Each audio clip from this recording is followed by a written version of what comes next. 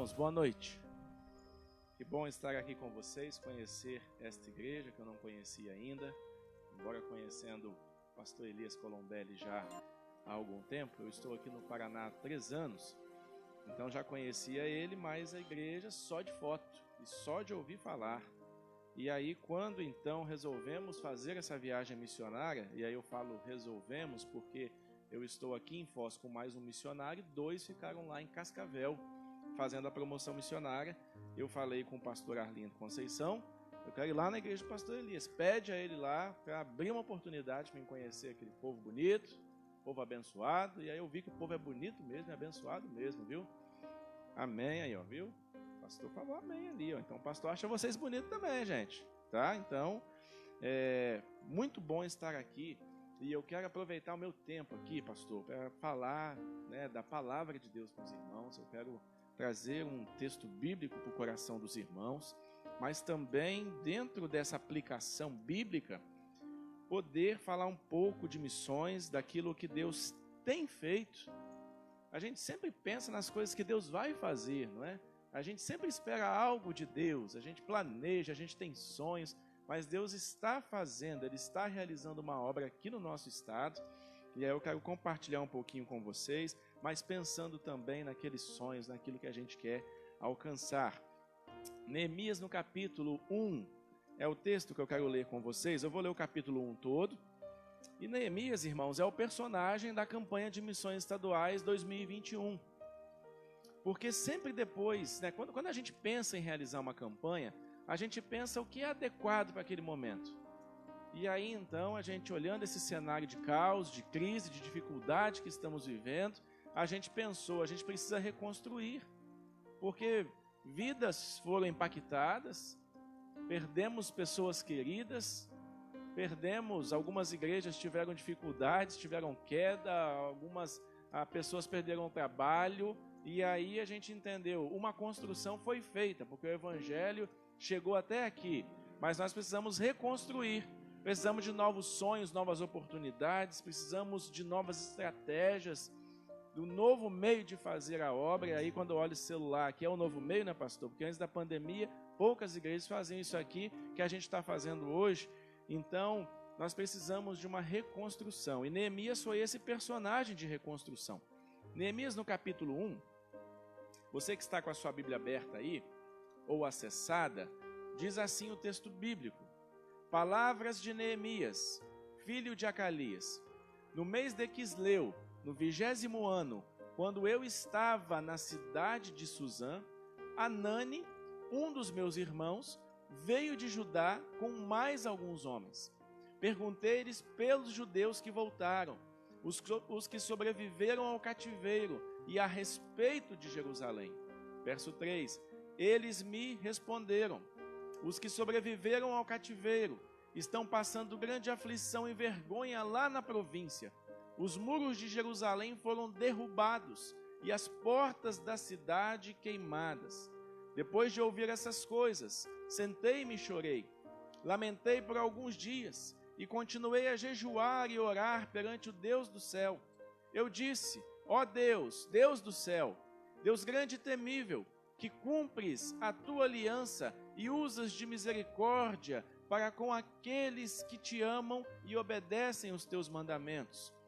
Os teus olhos estejam atentos e os teus ouvidos atentos para ouvirdes a oração do teu servo, que faço diante de ti, dia e noite, pelos israelitas, teus servos. Confesso os pecados que nós, os israelitas, temos cometido contra ti. Sim, eu e a minha família pecamos. Temos agido de forma perversa contra ti e não temos obedecido os teus mandamentos, nem os estatutos e as leis que ordenaste a teu servo Moisés. Lembra-te agora do que disseste ao teu servo Moisés. Se fordes infiéis, eu vos espalharei entre os povos. Mas se voltardes a mim e obedecerdes aos meus mandamentos e os praticardes, ainda que os vossos exilados estejam espalhados por muitos lugares distantes debaixo do céu, de lá os ajuntarei e os trarei para o lugar que escolhi, para estabelecer o meu nome. Eles são os teus servos e o teu povo, que resgataste com grande poder e com braço forte. Verso 11. Ó Senhor, que os teus ouvidos estejam atentos à oração deste teu servo e à oração que os teus servos, cujo prazer está em temer o teu nome. Faze com que o teu servo seja bem-sucedido hoje, concedendo-lhe a benevolência deste homem. Nesta época, eu era copeiro do rei. Não sei se você já leu o livro de Neemias ou já estudou na escola bíblica. É um livro muito gostoso de ler. E Neemias, ele é referência não só na igreja, mas na área empresarial, porque ele foi um grande líder. Muitos estudam Neemias.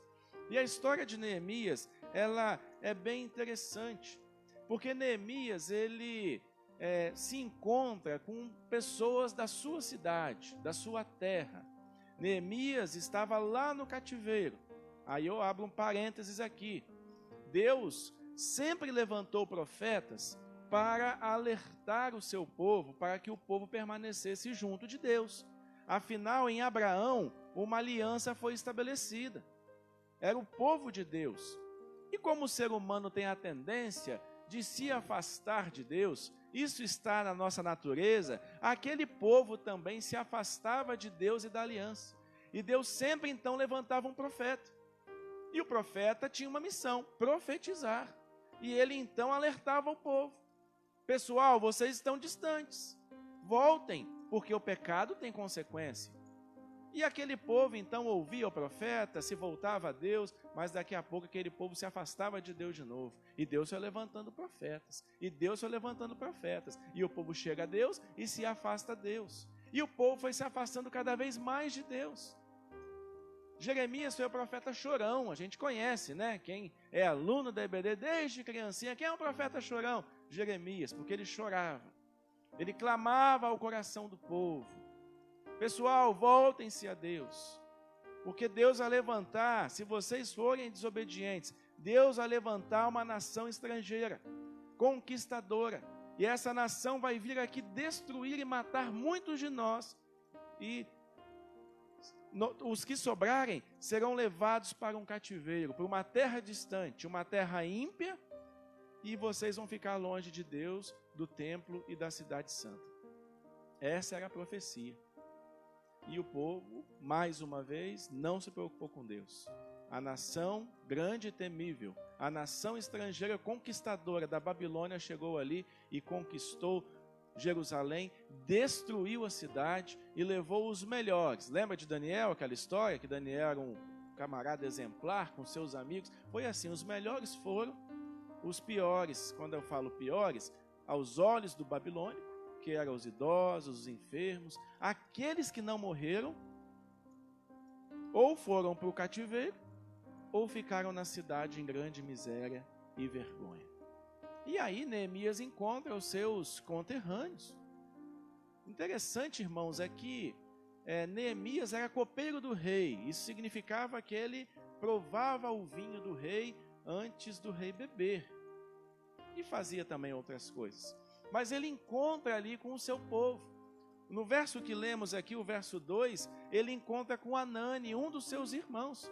E ele faz aquilo que todos nós fazemos quando encontramos pessoas da nossa cidade. Hoje eu estava ali em Três Lagoas e lá tem um monte de capixaba. Tem capixaba aqui? Nasceu no estado do Espírito Santo? Ó, ninguém, pastor, ainda, né? Mas vai chegar capixaba aqui e aceita bem, capixaba é gente boa. Eu encontrei alguns capixabas lá e a gente conversou durante um bom tempo. Porque quando a gente encontra gente da nossa cidade, a gente bate um papo, a gente quer saber das notícias. E aí Neemias então encontra ali Anani. E ele pergunta, e aí, como é que está o nosso povo? Como é que está a nossa cidade? Anani abaixa a cabeça, franze a testa e fala o que está escrito aqui no verso 3. Os que sobreviveram ao cativeiro. Então significa que houve matança, né? Teve gente que morreu. Os que sobreviveram ao cativeiro estão passando grande aflição e vergonha lá na província. Os muros de Jerusalém foram derrubados e as portas da cidade queimadas. Uau, que notícia! Ele queria ouvir coisa boa e ele ouviu tragédia. Ele ouviu que a situação estava feia, o negócio estava complicado. E Neemias então ele toma algumas atitudes que mostram que ele era alguém que se importava e queria fazer uma missão, viver uma missão, e ações e atitudes que servem para a nossa igreja hoje, neste tempo. Uma igreja que precisa ser relevante, uma igreja que se importa, e essas atitudes então elas se encaixam tanto na obra que os irmãos fazem aqui, numa obra de salvar vidas, de ser luz nessa comunidade, também serve para aquilo que está sendo realizado no estado do Paraná. Eu vejo algumas atitudes de Neemias aqui e eu quero compartilhar ela com vocês. A primeira atitude, Neemias se colocou no lugar daqueles que estavam sofrendo. Neemias era copeiro do rei. O Neemias, ele estava com a vida dele resolvida. Ele não estava sofrendo no cativeiro e nem vivia uma vida de escravidão e limitação lá na Babilônia. Ele tinha um bom emprego. Ele estava com a sua vida resolvida. Mas quando ele ouve acerca do seu povo, o texto diz que Neemias entra em desespero. Ao ouvir essas palavras, o texto diz que ele se sentou. É quando a gente recebe aquela notícia bomba que a gente não aguenta ficar em pé, e a gente senta, ele sentou, e ele começou a chorar. E aí o texto diz que além de chorar, ele se lamenta por alguns dias, e aí ele jejua. E crente batista, né? Neemias é crente batista, para jejuar o negócio tem que estar feio. E ele jejua, e ele ora, e ele passa um tempo assim. Ele passa um tempo remoendo aquilo. Ele sente compaixão do seu povo, e a compaixão é ligado àquilo que acontece nas nossas entranhas. É aquilo que a gente sente quando vê uma situação assim, aquilo mexe com a gente. Neemias teve empatia do seu povo. E a empatia é uma ação, é um sentimento e uma ação que nos leva a ajudar o outro, a se colocar no lugar do outro e fazer alguma coisa. E é isso que Neemias ele sente. Quando ele ouve acerca do seu povo, as tristes notícias acerca do seu povo, um gatilho é acionado no coração e na mente de Neemias. E quando você estuda os comentaristas bíblicos, eles dizem que Neemias, ele não nasceu em Jerusalém, ele nasceu no cativeiro. O povo ficou 70 anos no cativeiro. Ele não nasceu em Jerusalém. Então significa que ele não precisava nem ter muita empatia, porque ele nasceu na Babilônia, ele tinha um bom emprego, mas a terra dos pais dele estava arrasada. E ele então, mesmo não tendo nascido em Jerusalém, mesmo tendo um bom emprego e uma vida relevante diante daquela comunidade estrangeira, ele sente compaixão do seu povo. Aquelas palavras queimados, derribados, grande miséria e desprezo, aquilo incendeia o coração de Neemias. E ele, irmãos, a partir disso, a história se desenrola e ele se torna uma bênção para aquela nação. Tudo começa quando a gente se importa. Tudo. Não adianta, irmãos. Senão, se a gente não se importar, a gente não vai ter uma vida de adoração a Deus. Se a gente não se importar, a gente não vai buscar a Deus. Se a gente não se importa com Ele, a gente não lê Bíblia, não ora, não faz nada. Se a gente não se importa com o próximo, a gente não vai evangelizá-lo e nem vai servir a Ele. Porque tudo começa no coração, começa na mente. Neemias se importou. Neemias teve o sentimento de Jesus. Mateus 9,36 diz que ao ver as multidões, teve compaixão delas, porque elas estavam aflitas e exaustas como ovelhas sem pastor. O sentimento de Jesus é esse, ao ver as multidões. Ele enxerga as multidões sem esperança, multidões sem pastor, ele se importa, e foi esse o sentimento de Neemias. Foi o sentimento da igreja primitiva, quando via as pessoas sofrendo, e ela então chegava ali para atender a comunidade que estava sofrendo. E é o sentimento que a igreja tem que ter hoje, se importar com aqueles que estão sofrendo. Segundo os dados do IBGE e também os dados estatísticos que temos na convenção, nós temos quase 8 milhões de paranaenses que ainda não conhecem Jesus. Eu não sei se você sabe, mas nós temos pouco mais de 11 milhões de habitantes no Paraná. Então a gente tem aí 8 desses, de 11, quase 8 que ainda não entregaram as suas vidas a Jesus. Eles estão lá fora agora, estão aqui, fora, longe de Deus. Talvez em casa sem esperança, talvez em casa pensando que amanhã começa mais uma semana, desesperados, pensando em várias situações, aprisionados em religiosidade, aprisionados em vícios.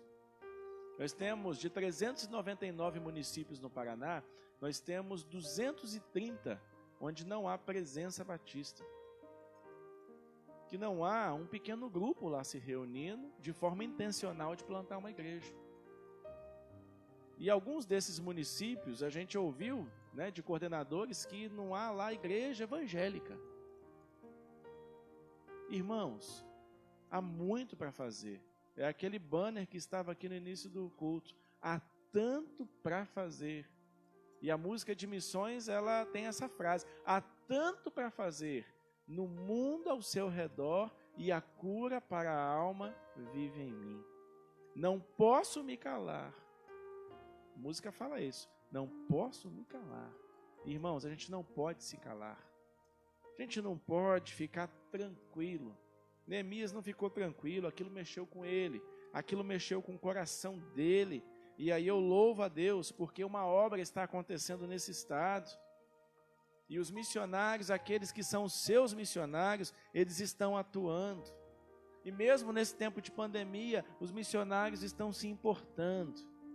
Os missionários estão fazendo a diferença. E eu louvo a Deus porque essa igreja tem feito a diferença. E precisa fazer dia a dia, porque nós somos o sal deste mundo em trevas. Nós somos a luz o sal para este mundo sem gosto, e nós somos a luz para esse mundo em trevas. E Jesus falou para a sua igreja para que ela vá e faça discípulos. E aí, meus irmãos, aquele lugar aonde eu não posso ir, eu tenho o dever, a obrigação e o mandamento de orar e sustentar aqueles que estão lá fazendo a obra de Deus. Isso é missões. Missões estaduais é essa igreja fazendo essa campanha e sustentando missionários lá naquela cidade onde os irmãos não podem estar. É isso que é missões. Isso é que é o gostoso da missão, é essa cooperação. E há missionários espalhados nesse Paraná todo, desde lá do Paranaguá até aqui em Foz do Iguaçu. E estamos trabalhando, pastor. E o interessante é que nós estamos pregando o evangelho para o mundo, aqui no nosso estado. Mas Neemias, ele tem mais 2 atitudes aqui que eu acho muito legal. Neemias, ele entendeu que a sua vida tinha um propósito e uma missão. Ele entendeu isso. E o propósito é relacionado àquilo que uma pessoa nasceu para ser. Todos nós temos um propósito. Afinal, a gente não nasceu para crescer criança, brincar, ir para a escola, e ficar um pouquinho mais responsável, arrumar um emprego, casar, ter filho, ser avô e depois morrer e acabou. Se for só isso, está muito sem graça, não é? Nós temos um propósito nessa terra. E o nosso propósito é glorificar ao Senhor. Mas nós temos também uma missão. E missão tem a ver com um chamado, tem a ver com uma convocação para uma missão espiritual. E Neemias entendia que ele tinha isso. O nome Neemias significa o Senhor consola. É o significado do nome Neemias. E ele viveu isso. Ele sabia que ele tinha uma missão, ele tinha um propósito. Ele sabia que ele tinha nascido para aquilo. Neemias, então, depois de ouvir essas tristes palavras, no texto que lemos, nós vemos que ele começa uma oração. Ele lamentou, jejuou, fez tudo, mas ele começou uma oração. E é uma oração linda, uma das mais bonitas da Bíblia.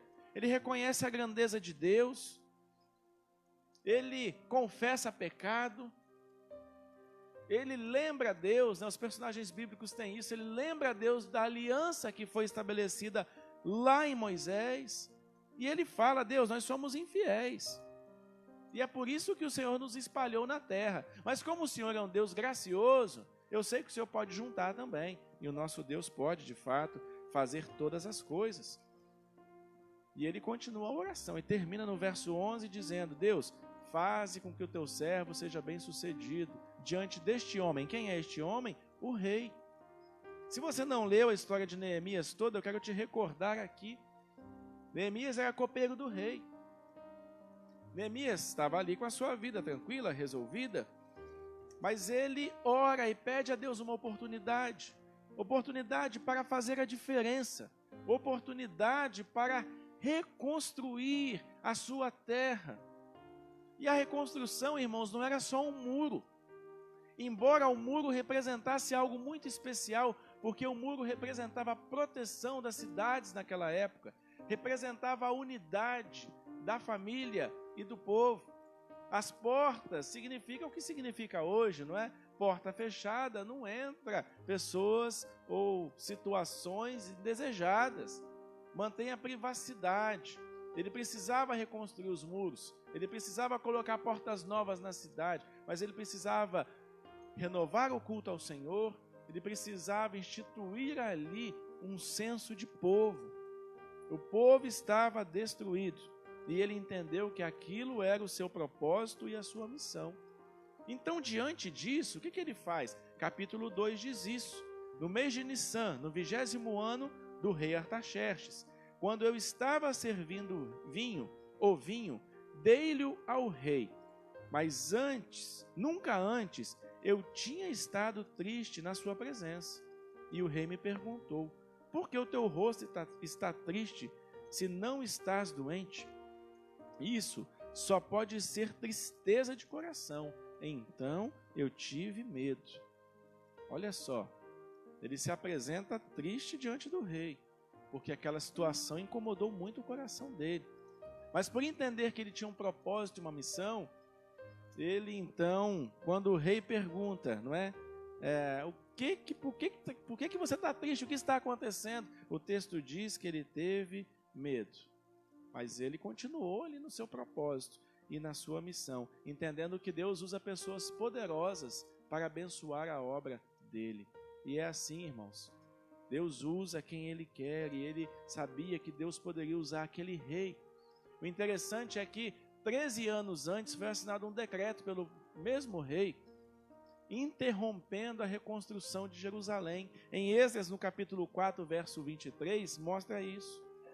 Que tentaram reconstruir ali, mas como o negócio não foi para frente, o rei falou: vamos acabar com esse negócio. Já que ninguém consegue reconstruir, ele assinou um decreto. Então, Neemias pedir novamente para que a cidade fosse reconstruída era um perigo. Por isso que ele teve medo. Ele teve medo. Mas ele confia na ação de Deus, porque ele tinha um propósito: abençoar vidas. E ele tinha uma missão: reconstruir. E é isso que os missionários estão fazendo. Hoje nós temos 53 missionários atuando no campo paranaense, sustentados por essa igreja, sustentado por todas as igrejas batistas e todos os batistas, que sustentam na oração, na campanha de missões e na adoção missionária. E eles estão trabalhando na plantação, na revitalização de igrejas. E é gostoso ver que na pandemia o pessoal se reinventou, pastor. Teve um missionário que estava revitalizando a igreja, e aí com aquele negócio de pandemia, as portas fechadas e as situações, quando o negócio estava indo, aí chegou a pandemia e começou a dar uma recuada, e ele chegou então no quintal e falou bem assim: Deus, o que eu vou fazer para estar perto do povo? Dá um caminho, Deus, mostra alguma coisa. E aí diante dele estava um pomar grande lá do quintal dele, e ele teve a ideia: vamos fazer compotas de doces e vamos evangelizar as pessoas assim. E muitas pessoas foram alcançadas. Pessoas que aceitaram Jesus e ele está dando estudos bíblicos para alguns, e alguns estão na sala de batismo. Irmãos, propósito e missão. O pomar está aí diante da gente, a gente só tem que abrir o olho e ver. As oportunidades estão aí. Quando a gente entende que tem um propósito e missão, a gente enxerga o pomar, a gente enxerga a fruta, a gente enxerga a oportunidade. E é isso que Neemias fez, e é isso que o povo está fazendo, no alcance de Etinias. Eu estava vindo para cá, parei lá em Nova Laranjeiras, a cidade onde tem a aldeia das cobras, os índios caigangues. E logo antes de eu chegar, a sala de batismo estava reunida. Eu não vi o povo, só a foto. Nós temos lá mais de 40 índios, pastor, sendo discipulados para se batizar no dia 7 de setembro. Ó que sala de batismo abençoada, irmãos. Deus tem feito uma obra grandiosa no meio dos índios. E aí o missionário Adão, que é o missionário indígena, ele falou bem assim: pastor, abrimos um novo trabalho numa aldeia aqui perto, que é muito pobre. E você tem que ver a aldeia das cobras, é muito pobre. Mas lá é muito pobre. E lá já tem 18 irmãos. Eu falei, quantas pessoas tem lá? Ele falou, tem 180 famílias. 180 famílias, irmãos, no contexto indígena, é gente pra chuchu, como a gente diz lá no estado do Espírito Santo. O pessoal não tem internet, né? Aquele tempo antigo, né? Então o pessoal faz filho mesmo, é muito filho. E eles estão lá evangelizando, irmãos. Sabe o que é isso? Propósito e missão. Nós precisamos, irmãos, ser uma igreja que entende o propósito e a missão. Os missionários estão entendendo isso. E aí eu volto àquela frase: o lugar onde você não pode ir, você deve. É o mandamento de Deus. É o seu dever orar, sustentar a obra que eles estão fazendo lá. Jesus falou isso. É o dever de todos. Mas aí eu vejo mais duas características em Neemias. Eu vejo que Neemias resolveu viver a sua vida com coragem e ousadia. Neemias, ele resolveu isso. Eu não sei se você percebeu, no capítulo 1 fala que ele, versículo 1, no mês de Quisleu, no 20º ano. No capítulo 2, o verso 1 fala assim, no mês de Nissan, no 20º ano. A diferença desses meses aqui são 4 meses. 4 meses. Desde aquele dia que Neemias ouve a triste notícia, e o texto fala que ele se assentou, chorou, jejuou e orou ao Deus do céu. Ele fez aqui, fala por alguns dias, não é? Fala, ó, lamentei por alguns dias. Foram 4 meses. 4 meses. Talvez 4 meses que Neemias pensou assim, será que eu vou mesmo falar com o rei? Será que eu mesmo sou o reconstrutor? Talvez até a falta de coragem de chegar lá e pedir para voltar na sua terra e reconstruir a sua terra.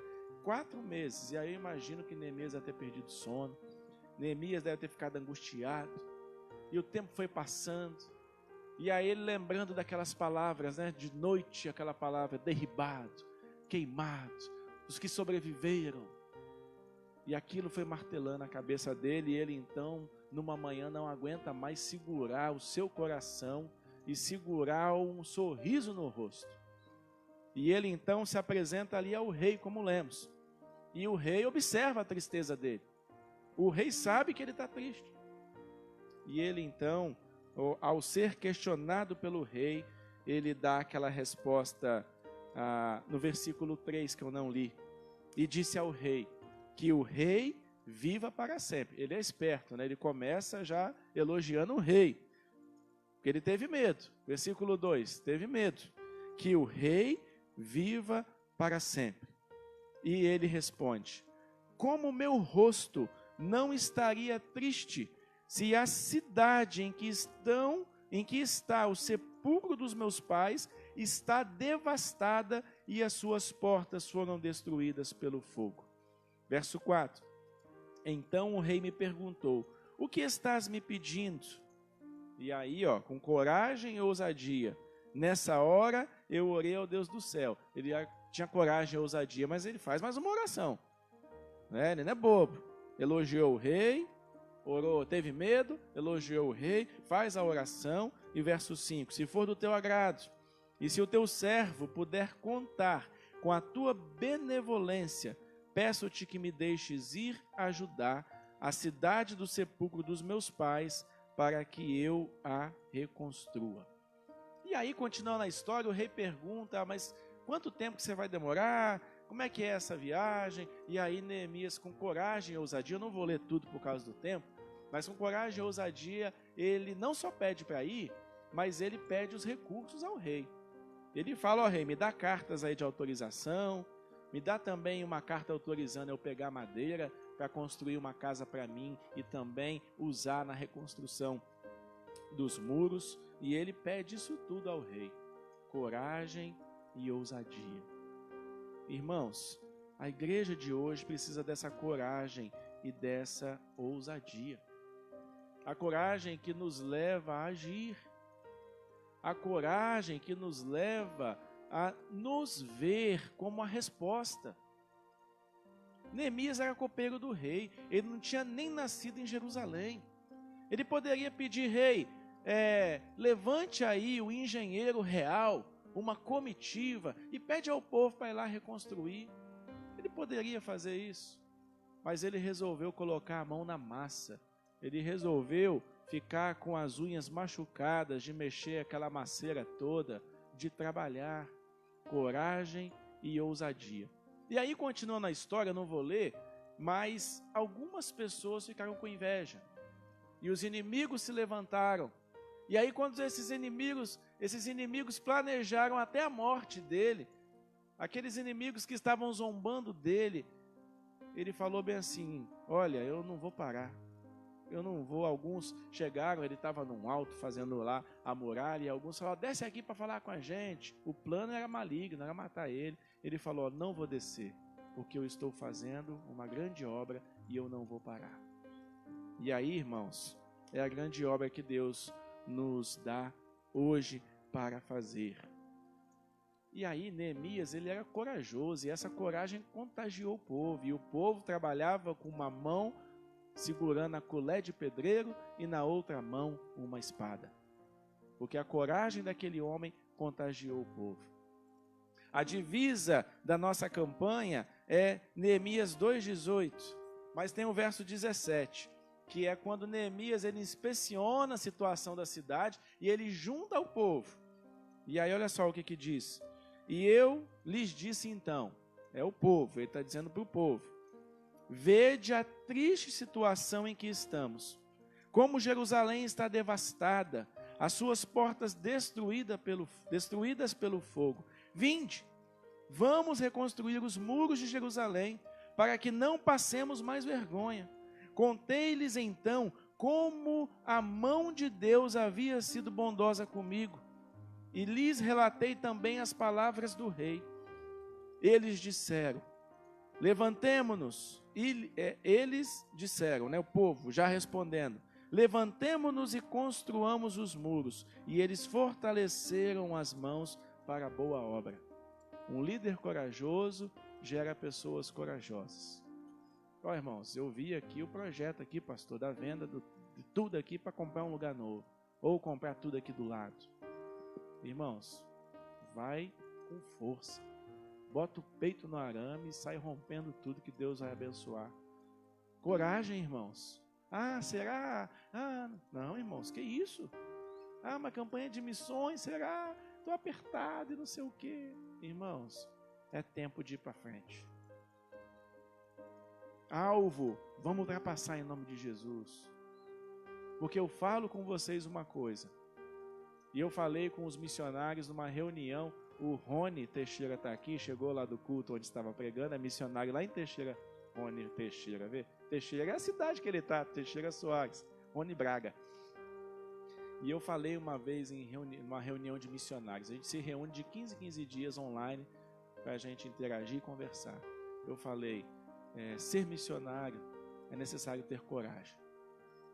Medroso, covarde não pode ser missionário. Não pode ser nada, né, pastor?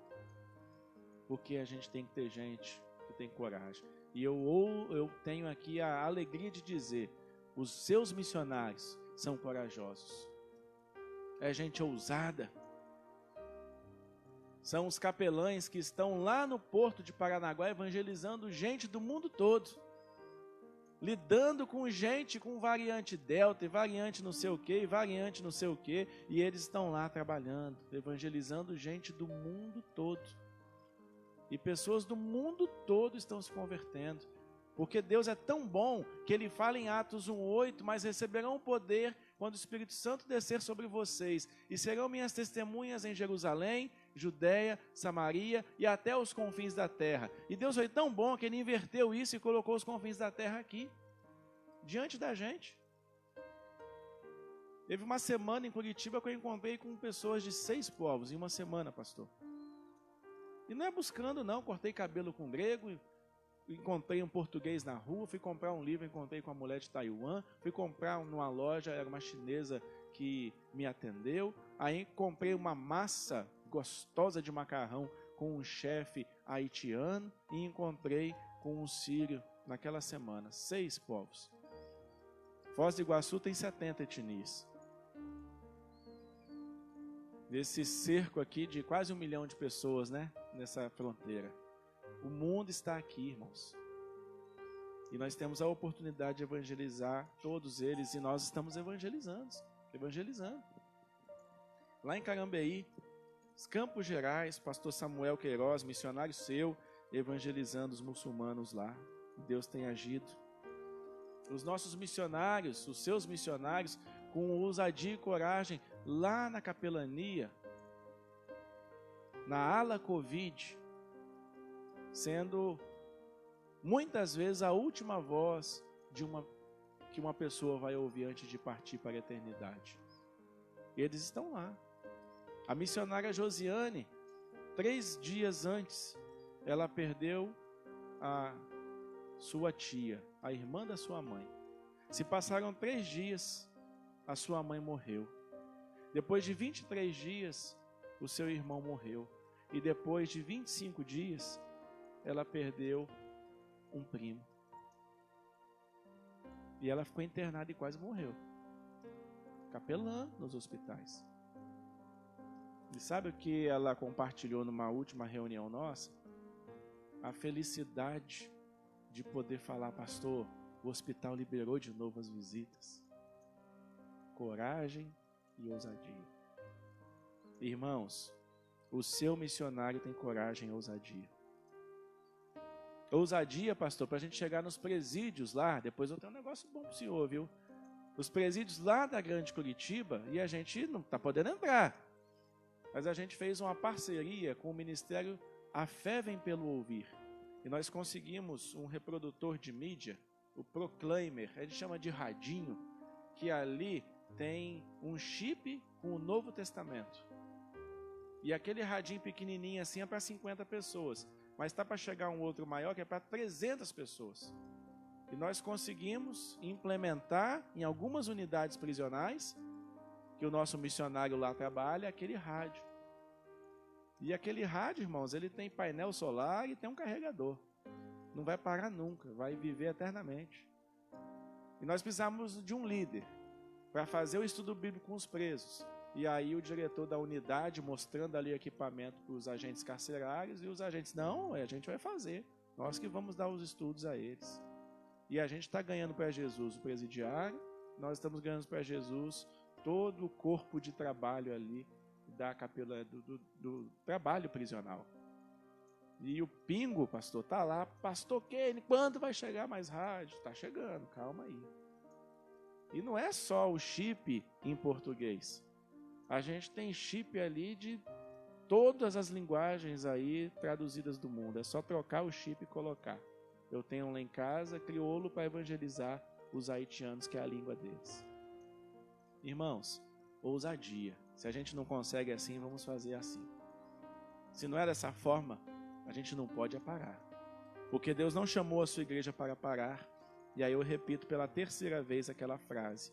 O lugar aonde você não pode ir, você tem o dever, você tem a obrigação, e é um mandamento de Jesus, que você deve orar por aquela obra que está sendo realizada lá, por aquela família missionária que está lá, e você deve sustentar essa obra. Sustentar financeiramente, estou falando disso mesmo, financeiramente, dando a sua oferta na campanha e adotando missionários. Se você não tem um missionário estadual adotado, adote. Fale comigo, fale com o pastor Elias, pastor, eu quero adotar um missionário. Com um pouquinho por mês você sustenta toda essa obra aqui. E eu tenho a alegria de dizer, pastor, terminando, que meu horário já passou e muito, dizer o seguinte: nessa pandemia nenhum missionário saiu do quadro por falta de recurso, nenhum. A gente até cresceu no quadro. E a alegria de dizer também que, embora a Covid pegou alguns, todo mundo hoje está com saúde trabalhando, e Deus tem abençoado o seu missionário. Você fala, você tem missionário? Tem. Você tem. São os missionários do estado do Paraná. A obra, irmãos, começa aqui. O ponto de partida para chegar nos confins da terra é aqui onde você está. E Deus, ele chama alguns para serem missionários em locais distantes, como o Rony, que era de Curitiba, e foi lá para Teixeira Soares e é missionário lá.